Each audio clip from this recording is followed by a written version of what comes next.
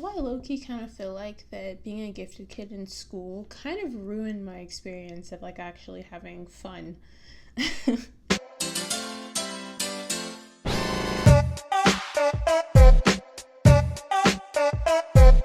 Hey guys, welcome back to my channel, and if you're new here, hi, my name is Zhariya Smith, and I typically make commentary videos just like this one.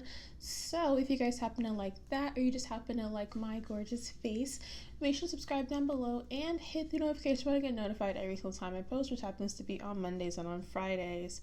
Hi, besties, how are we doing today? I actually got a new candle, and I was waiting to light it because we're doing the first lighting of this candle. I don't know. Either way, it is called Southern Peach Tea. If you want to know what it smells like, it kind of smells like if you've ever gotten like a peach green tea lemonade from Starbucks, or you have drank peach tea, at restaurants if you're Southern, probably not as much in the North. But this smells like that, but not like overpoweringly sweet. So we're gonna light it for the first time. Yeah, I don't know why I'm doing such a long intro for literally a candle, but okay. And she's lit. So we're gonna put it, up here. And you see it. Yay. Alrighty, so in today's video, I don't know why I just dedicated like a whole 30 seconds to lighting a candle. But basically, as you guys know, I'm a YouTuber. I make YouTube videos, and my channel is relatively small, but I enjoy making videos. I love it. It makes me happy. It is my passion and will probably always be my passion. I just like making videos. I like editing. I like making these little commentary videos and talking about my opinions and so on and so forth. However, there is something about me that a lot of you guys might not know, or you could probably tell from my social medias, but I am an ex-gifted kid. And along with that comes a lot of trials and tribulations, and I constantly have a feeling that I am not doing the best that I possibly can. I'm very much a perfectionist, and because of this, sometimes I get really stumped when it comes to video ideas, and I'm always really, well, not always, but I have like a list of like 60 video ideas, but I don't really want to make some of those videos sometimes. And there will be times where I don't like any of the ideas that I have in my notes folder. I don't really like anything that's happening in the media right now, so I can't really talk about that. And I'm kind of just like stuck, and today was one of those days. Well, actually it's been for a whole week, because typically I plan my videos on Monday. I typically film them on Wednesday, and then I edit them on Thursday and Saturday. That's my typical video schedule, if you were wondering. I'm very, to make like keeping to that system. Sometimes I'll change depending on if current events are happening, but that's typically my, thing. And I have come to find out that I typically, with school, because I am a full-time student and I am also full-time at work, sometimes I get very like overwhelmed and I will procrastinate heavily. There was some times where I'll film videos on the day I'm supposed to be posting them and then not be able to post them until 9 o'clock and 10 o'clock at night, and I hate that. Like, it's like a constant, thing that, and I care so much about YouTube, and I don't want to like make like, half good content just because I need to post it. Like, I'd rather just not post and do a live stream than, all of that stuff. But all of this to say, today was one of those days, and I truly had nothing that I wanted to film. There was nothing that I felt, compelled to talk about. And I mean, I could talk about Gabby Hanna or Jeff Wittick, but I don't really want to. It's not something that makes me happy. And I also, if something's not gonna make me happy, I'm obviously not gonna film it. And then one of my friends messaged me and said, hey, talk about, story time, talk about something in relation to high school. And I was like, ding, ding, ding. My high school experience is the reason why I'm like this, or basically my school experience in general. And I was like, maybe instead of, dealing with the repercussions of gifted kid burnout, I'm gonna make a video about gifted kid burnout. And that is how I made it to this video. Also a very long intro, very long explanation. But in today's video, I'm going to be talking about being a gifted kid and what that was like, gifted kid burnout. And the implications that comes behind being a gifted kid. And I know Tiffany Ferg made a video about this about a year ago. You're welcome to watch that as well. It's definitely going to be longer than this one, and it's probably going to be a lot more informative. But yeah, so let's get into it. I also have apple juice in this video. Not sponsored because we do no free promo. But I just wanted apple juice, and I am, practically still a little kid in that way. I'm very attached to childhood things. So apple juice, specifically in the box, it tastes better in the box. If someone tells you it tastes better from the container, they're lying. But yeah, so let's talk about this intro so long. Let's talk about gifted kids. All right, so you might be asking me, Zhariya, what is a gifted kid? What does gifted even mean? And to me, when I was little and I was being told I was going to be putting in the gifted program, I thought it meant that I had superpowers.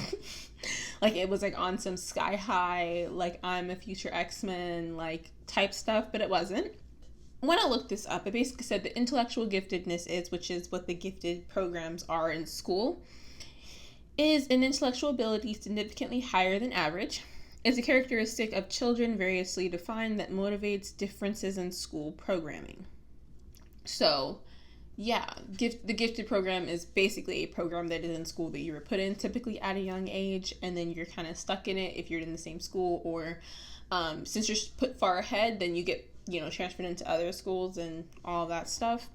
And the federal definition of giftedness originally was developed in 1971, and this was called the Marlin Support, or the Education of the Gifted and Talented, which was a report to Congress by S.P. Marland, which, talks about giftedness in children, and it is the first national report on gifted education. So basically it revolves around high achievement capability, and the term gifted and talented, when used in respect of students, children, or youth, means these people who give evidence of high achievement capability in areas such as intellectual, creative, artistic, or leadership capacity, or in specific academic fields, and who need services or activities not ordinarily provided by school in order to fully develop those capabilities. So basically it means that like a child can kind of display high intelligence or display being, above their classmates, though I feel like that's low-key a scam, and I'll get into that later. And it says that these programs are meant to cater to students who have higher abilities, etc., instead of just, them skipping grades and all that stuff. And the National Association of Gifted Children, which I found out that was a thing today, states that the gifted students are individuals who demonstrate outstanding levels of aptitude or competence in one or more domains, and domains including structured area of activity with its own symbol system like mathematics, music, language, and or set sensory motor skills like painting, dance, and sports. That's gifted kids. That's what a gifted kid is, essentially. And I feel like that a lot of the times gifted kids are just kids who do their work and just don't really say anything. From my personal experience being a gifted kid is that I've learned that it takes very minimal effort to do well. That's what I've really learned from being a gifted kid. I'm no longer I don't do STEM, so I can't really speak on STEM stuff, but for me, school has always been really easy. I remember specifically when I was in 4th grade, we did the reading test to see how what your reading level was going to be for you to go to the school and get books in the library for I think it was AR reading test or whatever. But I remember specifically when I was in 4th grade, my teacher told me, and I took the test, and she's like, "Oh my gosh, you're so smart." And I was like, "What do you mean?" And she said that I had a 10th grade reading level. And I feel like I probably still have a 10th grade reading level right now, despite being 19, almost 20. But all that aside, some characteristics of gifted kids that, are said when they're trying to identify a gifted kid in school. I'll tell you the critiques, or what are they called? The characteristics. I'm stupid. But these characteristics are above average general intellectual ability to find and solve difficult and unusual problems, ability to process and learn information quickly, ability to see connections, relationships, and multiple perspectives, ability to abstract. Oh, me, gifted kid, not being able to read. Ability to understand abstract and complex concepts. Extensive and detailed memory. Intense love of reading. Advanced vocabulary and communication skills. This is embarrassing. Okay. Curiosity in many areas. Desire to ask a lot of questions. Intense, sustained passion in one area, which may change over time. Ability to concentrate for long periods of time on projects of interest. And those are the characteristics. Though some people say that gifted kids are essentially just young kids with undiagnosed ADHD that do really, really well when they're little and then kind of burn out and start doing really horribly in high school, which I guess is kind of my experience, but then also kind of not. I'll get into it later on in the video. I also really want to quickly jump in and say these are also characteristics that are seen in gifted kids, like emotionally. So pause the screen and, read it. But now I'm going to talk about gifted kid burnout, which is the topic of discussion. The reason why I'm having such difficulty when it comes to thinking of video ideas on my days where I'm just like writer's block. But all that aside, gifted kid burnout is essentially the definition that I read on this website said that gifted students face social emotional difficulties, including anxiety, depression, and harmful perfectionism. These are common themes among gifted kid burnout, as well as feelings of constantly underachieving, difficulty sleeping, and issues with time management and procrastination. Now, God, it sucks because this is literally me. I have learned, growing up that, like I said, I can do stuff very easily, very fastly, and that's been my experience up until I took AP Physics in junior year. That was a little bit of a struggle point for me. But, I was just doing so well in school, getting all A's, across the board, doing really well. I remember specifically when I was in 5th grade, I went to a private school. And in this private school, they make you take the PSAT when you're in 5th grade, 7th grade, 9th grade, and I believe 11th grade maybe, or 10th grade, something like that. And I remember specifically when I took the PSAT when I was in 5th grade, my teachers were so shocked and so amazed at how well I did on the PSAT, which is a test that's meant for high school students. And I scored very, very well. And they were like, she's going to be so smart. She's going to be in STEM. And let alone, here I am, not in STEM, thriving. I would have been so horrible trying to be like an engineer or an architect. But all that aside, and it was very hard. I found myself being very much of a perfectionist. Can you tell me I'm losing my language and comprehension skills as the older I get, despite being a junior in college? But gifted kid burnout is so interesting to me because it's like, I recently started seeing TikToks about this, basically kind of like a month ago. And it's very interesting to see that a lot of kids who have gifted burnout also found out that they had ADHD as adults, which is funny because I have ADHD, but I found out I had ADHD. Well, it's a long story, but I was diagnosed with ADHD when I was very little. All this aside, I think it's very interesting and to think about. Because going to school and all this stuff, I was always just doing I don't want to toot my own horn, but I was doing so well. I mean, even though towards the ending of my high school experience, I was kind of wavering off doing really well, I still graduated with a 3.8 GPA. So by no means was I, a horrible student. Was pissed, though, that I didn't get in the top 10% because I really wanted the special tassel that you get.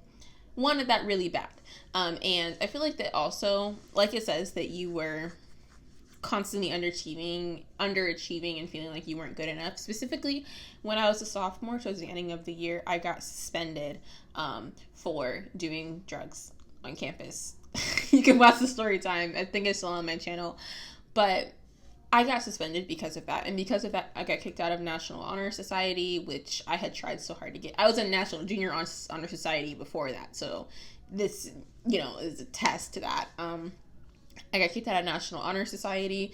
I was suspended for an entire month, so all of my grades tanked, and this was right around the time of finals, but we were still learning stuff, so I did not retain any information, and I was just in ISS, or I was in out-of-school suspension. So I was just in a classroom staring blankly at a wall for 8 hours a day trying to do school, and my grades tanked horribly. I did horrible. I'm pretty much, well, horrible for my standards. I got basically C's on all of my stuff, so all of my grades dropped. I was panicked about my grades, and at that point I was kind of like, screw it type stuff. I was already sick of school at that point. But yeah, and that perfectionism has still stuck with me to this day. And I don't have OCD or anything like that. It's just like, if something isn't literally perfect, like there are times where I edit my videos and I'll edit them for way longer than I need to, because I want to make sure every single word that I say is exactly perfect and that there is nothing wrong. Though it is kind of more funny now that I will include some parts of me messing up because I think it makes me seem like not extremely perfect. I'm not perfect by any means, but it's just very hard. So now I'm going to talk about my experience as a gifted kid very quickly to kind of wrap this all up. So in elementary school, I believe I was put into the gifted program when I was in 3rd grade. And basically I just was really good at reading. That was kind of my strong suit, like I said before. I would also just try to read as many books as possible. And I also feel like that in school, the reason why I wanted to stay in gifted was because we would get pizza parties, we'd get Chick-fil-A sent to us, we would get, ice cream parties, we would get all the stuff. And even like going through school, my grades were doing really, really well. And then I got moved in 5th grade to a very fancy private school with very, very smart people. And I still excelled extremely, was still getting A's, was still doing amazingly. And school was very easy for me. Like I would spend about 30 minutes on homework and move on, And then in 8th grade, I finished, that school. And then in high school, I started in public school. And my public school didn't really have a gifted program for high schoolers. And I was introduced to the horrors of AP and ACE programs. And I don't know specifically what ACE is. I just know that I wasn't in it, but a lot of my friends, like my 2 best friends were. But AP and also dual enrollment, which I'll get into a little bit later. But I was introduced to all of these things, and I was like, how can I be the top person ever? I really wanted to be valedictorian because I wanted to give a really cool speech. Didn't get to do that. Not even close to getting to do that. Like, I'm pretty sure the valedictorian and salutatorian for my class GPA was an entire point above mine. Like, an entire, I had a 3, they had a 4. There was no competing whatsoever. But interestingly enough, I was introduced to AP, and AP is essentially advanced placement, which I guess is, cool or whatever. And basically you do classes that are really difficult for no reason for the chance to get college credit. It's not even, you have to get a 3 or a 4, depending on the colleges that you're going to. So I was introduced to this, and I was like, yes, I can be a high achiever. I can do amazingly. I'm going to excel in school, and I'm going to prove to everyone that I'm smart. Didn't really care, which is funny that I ended up wanting to do theater and acting, because you really don't need, all that to do theater. But, yeah, and AP Physics was honestly what broke me. I got a 2 on the exam, which is nice, but yeah, and then junior year, I was introduced to dual enrollment, which was where I was literally getting in my car twice a week and driving to a college campus to take classes, which was the reason why, like I said in my video where I talk about how I graduated college at 18, I talk about how I was able to do that from AP and dual enrollment, and always just high achiever. And what I really wanted to do was when I wanted to graduate high school with my associate's degree and my high school diploma, but because of some classes, I wasn't able to do that. But all of this to say, I am panicked.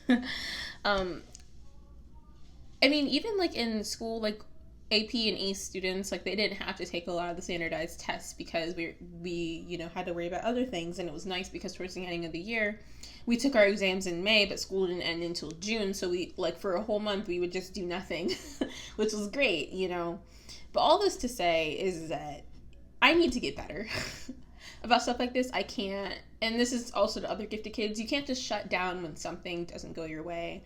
You can't just give up on something and abandon ship when something is a little bit difficult, because things just naturally come easy at this point. And I also think that being a gifted kid is literally a scam, and I think they just take kids who are slightly quiet and kind of like okay, and then force them into this program and force them into thinking that they're better and that they have to do amazing. And my parents never pressured me to have good grades. I always just naturally got them, which isn't even a flex. I kind of wish that I was just like an average student, but kind of pushed you to just do better when you didn't really need to. School's about having fun and about, experiences. I didn't need to be panicking in my room, spending 3 hours doing homework because I wanted to make sure it was literally perfect, and crying because I got a 3 on my AP World History exam sophomore year, despite, not being in school for a month, which was great, I just need to get better with that. And if you're also a gifted kid, comment down below your experiences and how you feel about being an ex-gifted kid, or if you are currently a gifted kid in high school. It does get better depending on what college you go to. But yeah, all this to say, I'm going to try to do better. And I do have a video idea for Monday, so don't worry about that. I just didn't want to do that video today because then I've had nothing for Monday. But yeah, so that's my video. I hope you guys liked it. If you did, make sure to give it a big thumbs up because it really, really helps small channels like mine. Make sure to also subscribe down below because I really want to get to 3,000 subscribers by the end of May. I'm really close. I'm like 400, 300 something away, so that's great. And yeah, make sure to stay happy and stay healthy, and I'll catch you guys in the next video. Bye, guys.